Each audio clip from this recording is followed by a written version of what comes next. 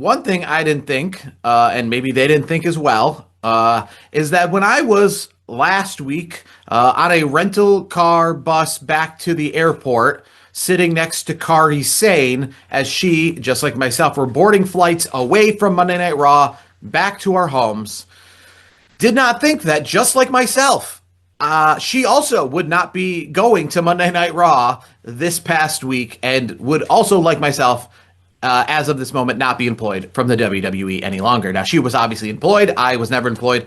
But I don't know if when I was sitting next to her, I thought this is the last time we see Kari Sane in a official WWE capacity. She was right beside Tozawa and Io Sky. But she was one of the many who were released, and it seems to be a tradition in the WWE, whether it's under Vince McMahon, whether it's under TKO. I know a lot of people really get upset about this stuff. I guess I'm used to it. Also, the fact is that it is what it is, and I don't think it's the end of the world because of the fact that a lot of these people end up coming back to WWE. It's not like they're forever goodbye sometimes. Sometimes it is, but sometimes it's not. It's just a part of the business. We're used to it. I guess it feels like to me like when players get traded from teams or released from teams in the regular sports world, we're kind of used to it a little bit. But I will say, outside of Kari saying that was a surprise amongst the 24 people who were released. A lot of them, to be honest with you, I've never heard of because, well, they're down in Evolve and things like that, and they just never really gave them the chance for me to know who they were. But you weren't surprised by Aleister Black, though? No, well, we're going to get to the people we are surprised by. I guess that's the thing. I mean, I said some of them I'm not surprised by because I never heard of them. I'm saying down the Evolve talent.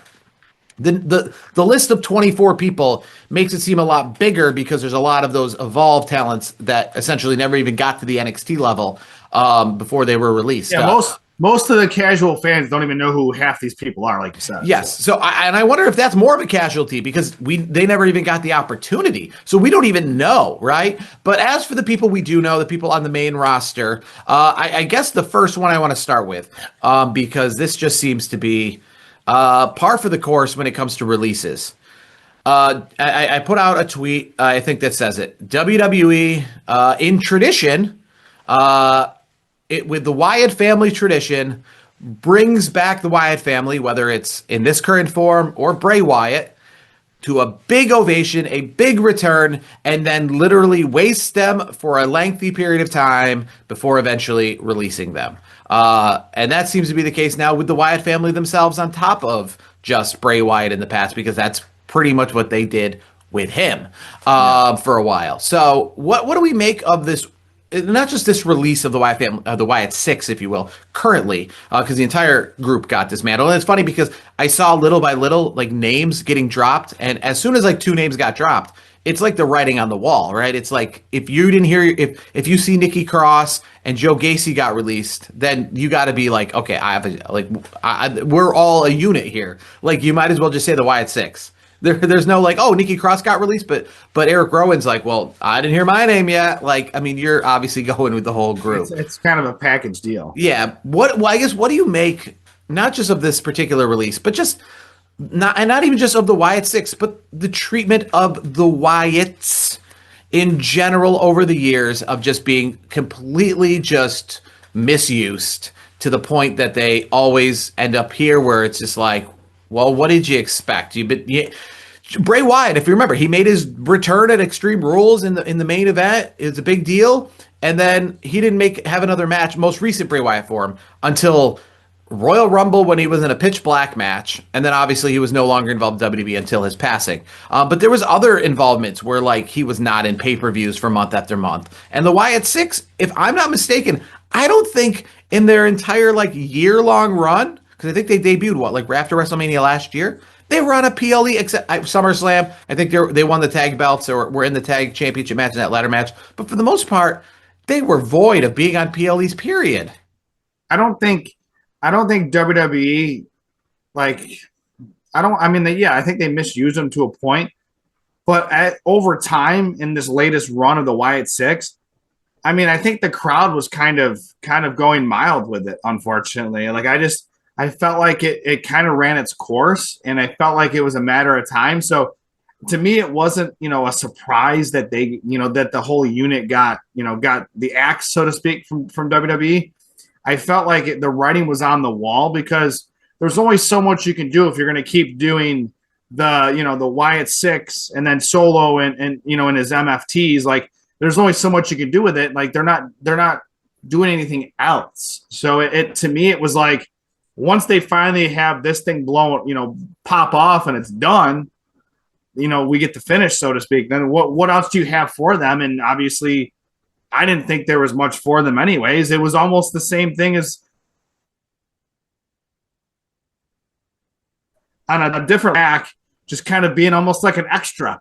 Like, he'd be there, but like, what was he doing? So like, some of these names really didn't shock me one bit. Like, it was like, what have they done for the last year or 6 months, whatever the case may be. With the Wyatts, though, with WWE, what they do is they bring them in to a huge start, right? They had Chad Gable essentially killed backstage, right? In the whole, debut that they had where the whole backstage, Chad Gable's knocked out. You know what I mean? It's cobwebs, it's spooky. It's a big return. It's a big debut. And then I think the thing, and it goes again with Bray Wyatt, I include this in too with him, is that they do these things that are very sinister and very mysterious, and I think they do them with such a slow burn because they don't necessarily know where it's going, and they don't ever pay off. We've seen so many things with Bray Wyatt and the Wyatt Six where you're like, is this building to something? And it builds to nothing. All of these vignettes and these videos and these cryptic messages and these things that mean nothing in the end. You know what I mean? Like with Bray Wyatt, they had all sorts of imagery and things like that meant nothing. They didn't go anywhere. Why did he say that word? Why did he say that line? And it doesn't go anywhere. It's and I think the issue is because they don't know where it's going. I just think I think they started off with a bang, like you mentioned, where like the entire like locker room was like destroyed in the backstage area, and like you mentioned with Chad Gable and all that. But over time, it kind of just, to me, it kind of started to fall flat, and I feel like it lost a lot of momentum. And I think they tried to recapture that a little bit with the MFT, Solo Sikoa, all that, which maybe it was a short-term burst of energy for them. But overall, I just felt like it was a slow burn to them getting the axe is really what it came to. Like, they had a great start, and you mentioned that phrasing, slow burn.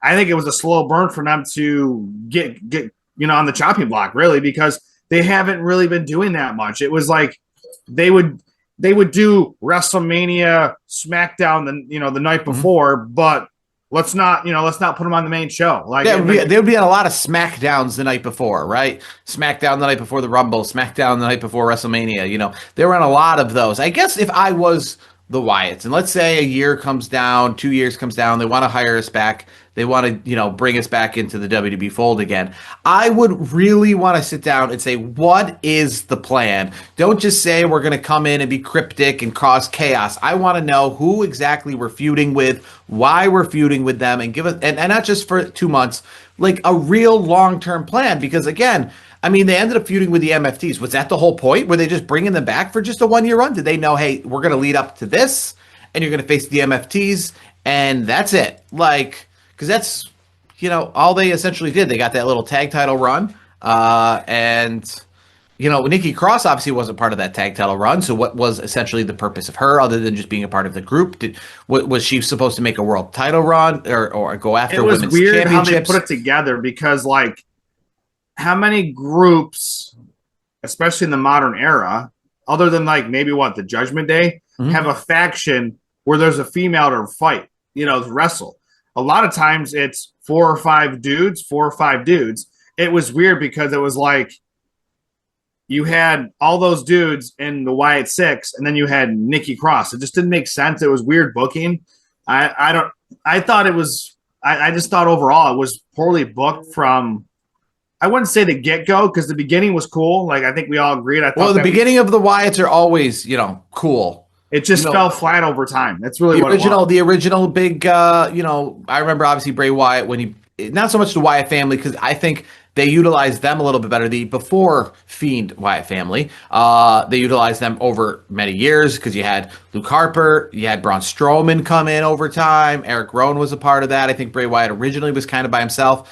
But when they did the Fiend thing and they did the Firefly Funhouse, I mean, obviously that was like 3 months, 4 months of vignettes. They started from WrestleMania 30, I don't necessarily remember. It was 2019, so right after WrestleMania 35, leading up to SummerSlam before the Fiend had his first match with Finn Balor, SummerSlam 2019. So there was like a long, like 6-month-ish build before he had his first match, and then as we know, Bray Wyatt in that mix before passing away, because obviously he made his return at Extreme Rules 2022. In that time, that character got stale. He became a champion for a short period of time, but then he was released. And when they kind of ran out of things to do with him. And as for this one, what's I guess strange is they just had that huge haunted house for him at Universal Studios last year at both Hollywood and Orlando that was dedicated to the Wyatts and Firefly Funhouse. But it's just that they don't know what to do with them, and I understand they're getting stale. And they're not getting stale because necessarily the fans are getting sick of them. They just know that that they're not going to be presented in a better way. So why get behind the Wyatt Six if you're not going to do anything with them? They know when they're on the WrestleMania pre-show or the Summer SmackDown pre-show or Royal Rumble pre-show, they know, okay, you're not taking them seriously. WWE presented them not seriously. That's the problem. You present them seriously when they make their debut. You're like, oh, Uncle Howdy, there's a future world champion right there. Yeah, but when you see that, Uncle Howdy doesn't even make it into the Royal Rumble and their SmackDown exclusive is when you're going, okay, I'm not even going to care anymore. That's when you're right. You're not wrong. I mean, it's like, why would I care if it seems like, the bookers, all the producers, it seems like they don't care enough to put them on the PLEs. Like that's exactly what the issue is, and put them in real storylines.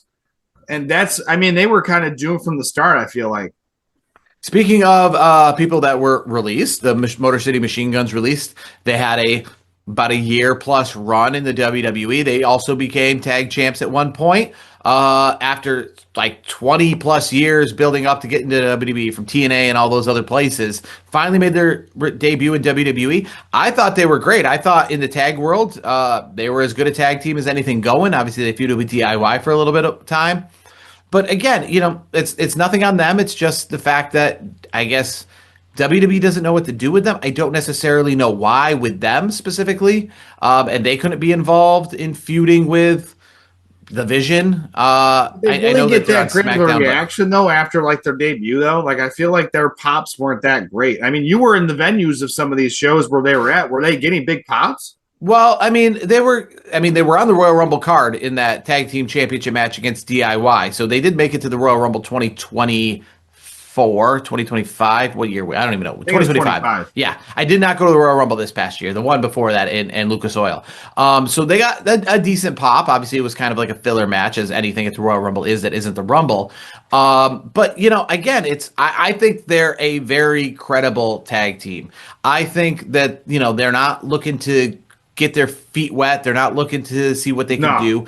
They're established. And if you put them in a spot that they can be the Hardy Boys or Edge and Christian, they can be. They can be the modern version of anything you want in a tag team. And right now, obviously, like on Raw, you have the Vision as a tag team. I think Motor City Machine Guns are a better title holders for that belt than they are in that sense. I think, no offense to, Austin Theory and Logan Paul or anything like that, but they're obviously part of a bigger company. They're individuals that are very big.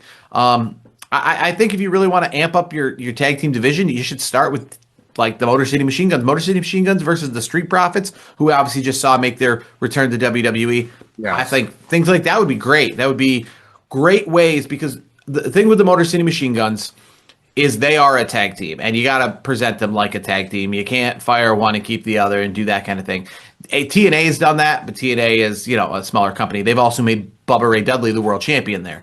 They got to be a tag team. But that's a positive, though, that I think that they're a tag team, because, when you're trying to make a tag team division good, it's better to have groups. That's why we think fondly of the year 2000 with Edge and Christian, the Dudley Boys, and the Hardy Boys, is because those were teams.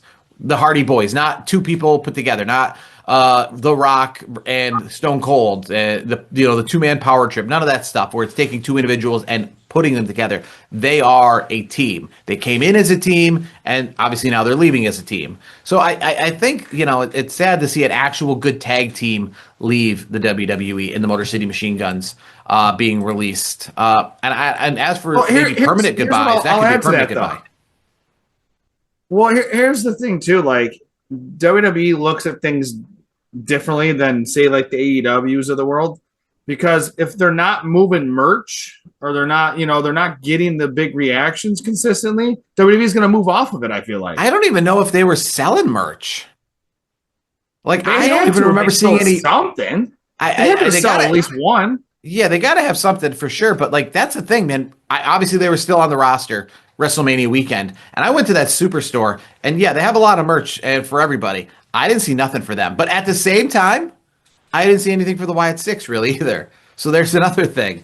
You know what's funny though? I've been to shows and I've seen Wyatt Six stuff for sale too. I've seen Wyatt Six stuff. But not. I'm just saying. Most recently, I haven't. And as for Motor City Machine Guns, I know that they've got something. But in my times of going to Raws and SmackDowns, yeah, nothing like sticks out at me that I'm like I was gonna buy one of their shirts or something like that. It just nothing can stick out to me of like if they had a shirt, it must have not been. It must have been a shirt kind of thing. Nothing like a line of shirts or anything like that. Yeah, no, I think it was like very limited like selection of merch. I guess my thing is right. Right now, you got Damian Priest and R-Truth, the SmackDown Tag Champs. Logan Paul, Austin Theory, the Raw Tag Champs. Those are all individual wrestlers paired together.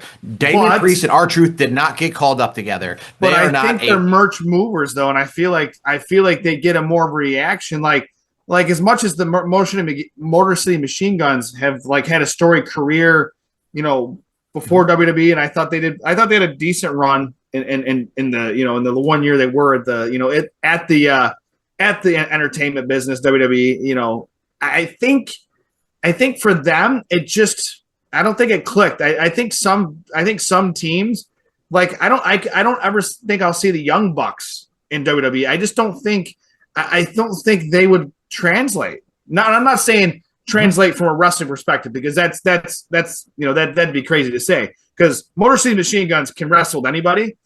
I feel like WWE is looking for something different than maybe the Motor City Machine Guns, maybe the Young Bucks could offer. Honestly, I feel like I don't think they're the right fit. Like the Street Profits are great, I think because they're entertaining. I don't know if you saw, recently in the recent episodes since they've been back, the crowd's popping. They're doing, the crowds get interactive. I didn't really see that with Motor City Machine Guns. I really didn't. And on top of that, too, you mentioned the tag champions. Obviously Logan Paul by himself, he's marquee. As much as you hate him or love him. All four tag champs right now by themselves could do obviously. All came up by themselves. And I bet you they move some decent merch. And I feel like they fit more of the mold of what WWE is looking for, more so than maybe the internet wrestling community is looking for. Because how many times have we seen a guy, you mentioned DIY. We love them. They were great in NXT, and then they get to the main roster, and it's like, okay. They don't really move the needle. And the same could be said for the next guy I'm going to talk about. Look at Pete Dunne and Tyler Bate. Now they're essentially, cosplay luchadors that are behind the new what is it, Grande Americano? Those guys are great wrestlers, but it's like they're almost like being used as like a joke at this point, and that's not cool for me. And for watching what they've done before in NXT UK and NXT, and that I think some of these guys just don't like WWE tests them out because we've heard good things. They've been great in the Indies. They've been good at TNA. They've been good at NXT and NXT UK. But guess what? They get to the main roster, and I feel like the WWE sees it, and they're like, that's not going to work for us. And I don't know, with the next guy I'm going to talk about, I don't know why he can't be, especially in a program, maybe not obviously WrestleMania. I think he could be WrestleMania, just not at the moment. But he could be in a program with like Roman Reigns in those build-ups to the next SummerSlam, WrestleMania, things like that, because obviously you have title defense along the way, and that is Aleister Black. He was released with his wife, Zelina Vega. Zelina Vega was in WWE by herself for a while before Aleister Black came back. Now Aleister Black's back, so they can head on back to AEW together. Not so fast. Not so fast for AEW. It didn't seem like a lot of the wrestlers, once he got cut from WWE, I thought I saw something from MJF. I might have seen something from other wrestlers, but let's just say Aleister Black does not have a lot of friends at AEW, it seems like, at least from what I've seen out there, what people have posted. Like MJF, maybe it's in character for all we know. Maybe it's something to set up, but it doesn't seem like he wanted to ever put anybody over, as the rumor and innuendo in AEW. Like, he didn't want to lose matches, and it kind of rubbed people the wrong way, because you win some, you lose some. At the end of the day, you're trying to help put talent over. And I felt like, from what I read and seen and what people have posted, it didn't seem like he was a team player with that. And maybe he's not. Maybe, and I'm just saying that from not knowing the person, not knowing Aleister Black, Malachi Black and AEW, but just reading stuff, hearing stuff, and then other wrestlers posting stuff that have worked with him.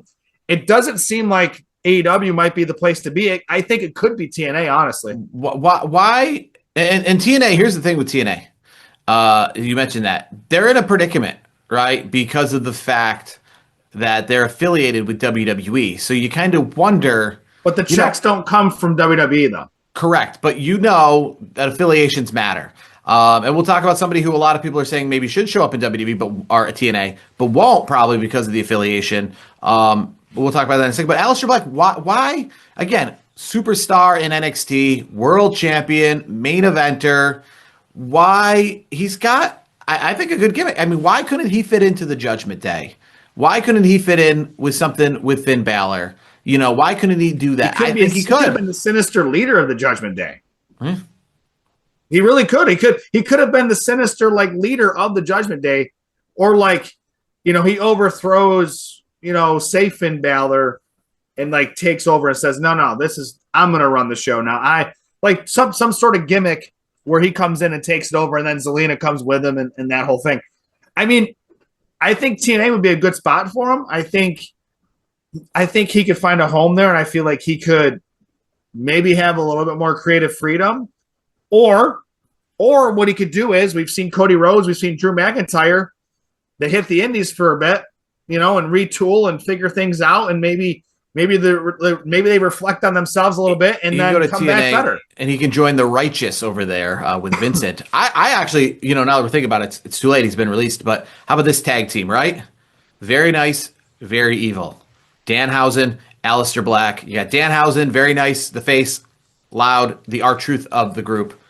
Aleister Black, the quiet, reserved, very evil. So would it be part of the group. Blackhausen or Aleister Hausen? How are we doing it? Yeah, I was just going to say very nice, very evil, and then very Danhausen and Aleister Black. I mean, maybe a couple years down the line, kind of that very juxtaposition there. But same gimmick, because they're both Danhausen ain't going anywhere anytime soon. He's moving merch. He is moving merch. He's not going anywhere. And last time I checked, WWE is a WWE TKO. They're publicly traded, all that stuff.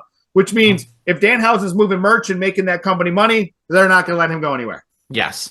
Well, he's not going anywhere. But Aleister Black, if he would have stuck around, maybe some sort of odd pairing like we've seen with R-Truth, right? In that kind of sense. One person that people said should show up somewhere and kind of let her voice be heard, but probably won't be in TNA, is Zoe Stark. She just was coming back from injury. We kind of forgot about her. She was released. She was set to make her return, coming back from injury, and then she was released. She won't probably show up in TNA and do a Stone Cold Steve Austin moment like he did in ECW when he got fired from WCW and let her grievances out about being fired over the phone or FedEx or whatever it was, because, again, TNA has that partnership with WWE. So I don't think they're going to let her just, pipe bomb TNA or anything like that. Where do you think she goes then? Do you think she's going to go to AEW?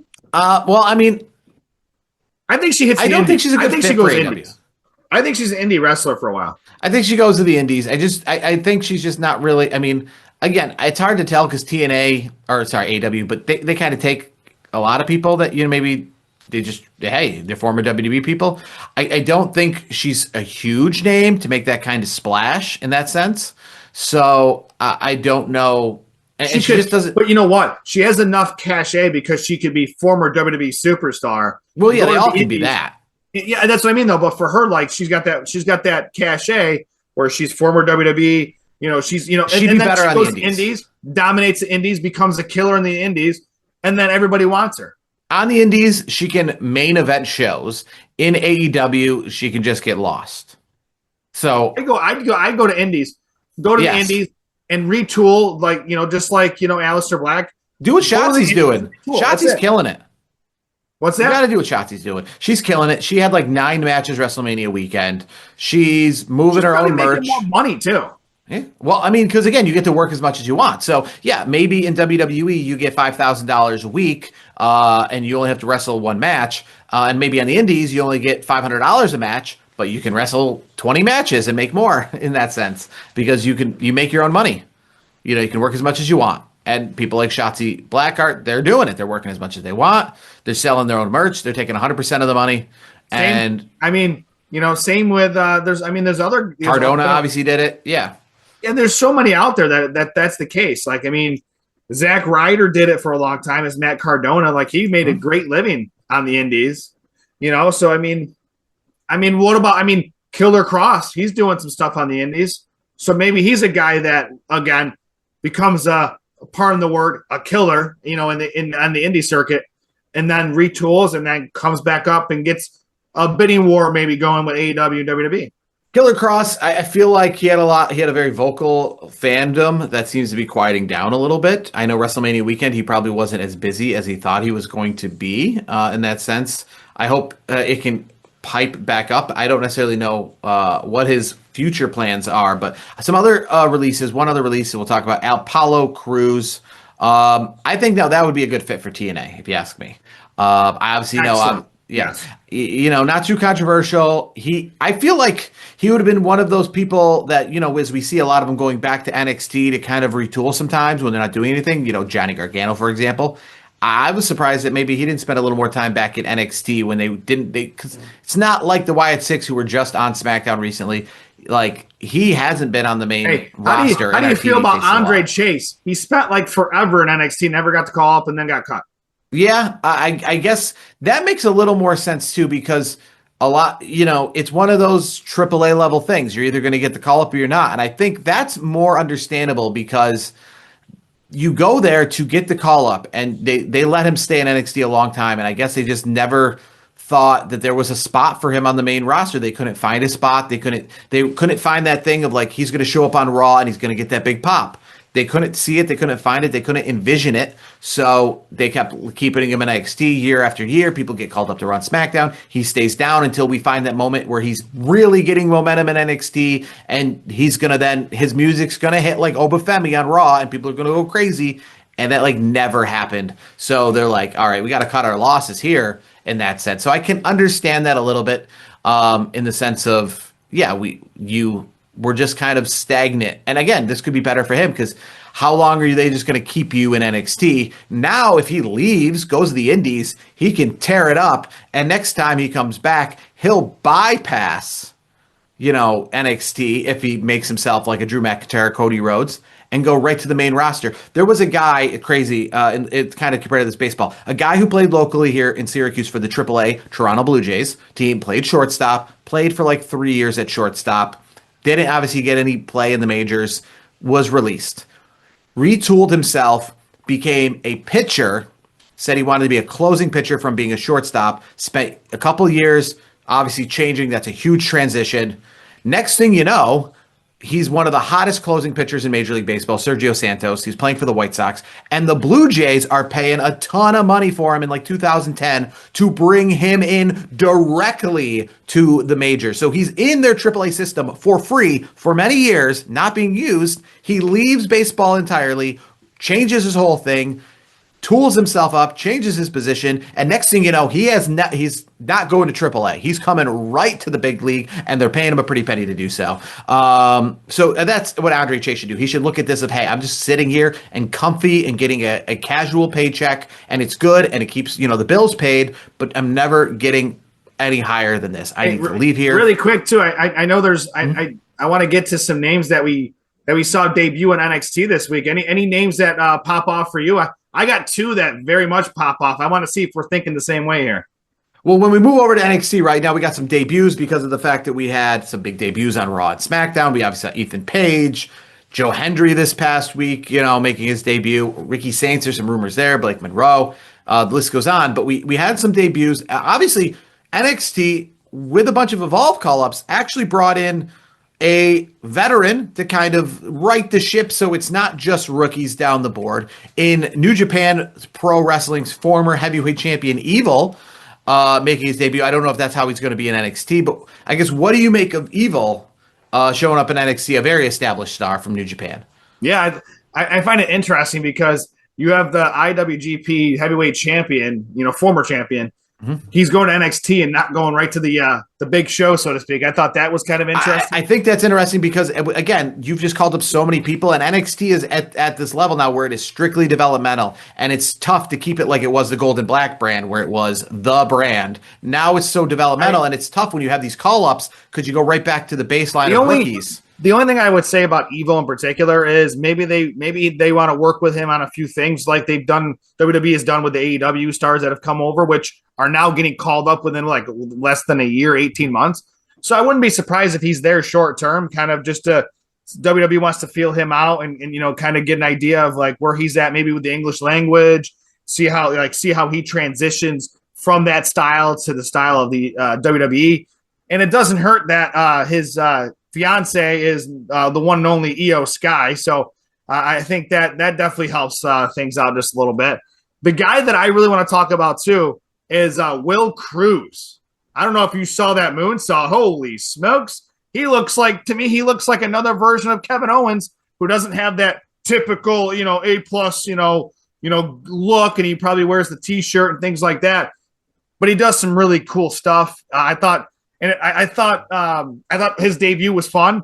They were trying to say I agree with that. Yeah, that he was like I think they were trying to say he was a fan. Comes in, does a moonsault. Like I've seen some things of him on the indie circuit. I've enjoyed what I've seen. I'm curious to see out of all these names, Evil's going to be cool. I think I've seen stuff of his, but Will Cruz is the guy I'm really looking forward to the most. I would say Lizzie Rain. She's got that very 80s mullet kind of throwback look. I really enjoyed her debut against Nikita Lyons. She got the win. I definitely see somebody, and again, it's nice. You get all these athletes, you get all these former gymnasts, these former shot putters. So to get somebody that kind of matches more of that grungy, going more towards the Rhea Ripley style of things in that sense, but not being Rhea Ripley in the sense of just another like female Undertaker, but being something different, right? So I definitely enjoyed her debut as well. Again, NXT, and hey, we can't go off the air without mentioning you got what you wanted. All the PLEs for NXT on the CW going forward. Let's go, baby. Over the air television. I think this is actually very big. I know a lot of people are very hit or miss. I don't know why you would be. These are not going to be a part of your weekly Tuesday show. They're and also ESPN Unlimited too, just so you know. They also added that as well. ESPN Unlimited and CW for both. I think this is a positive to have shows, and they're not going to be a part of your Tuesday. They're going to be separate, so they're not going to have the same restrictions. They're going to feel like they felt before. I don't know why anyone thinks they're not. Great news.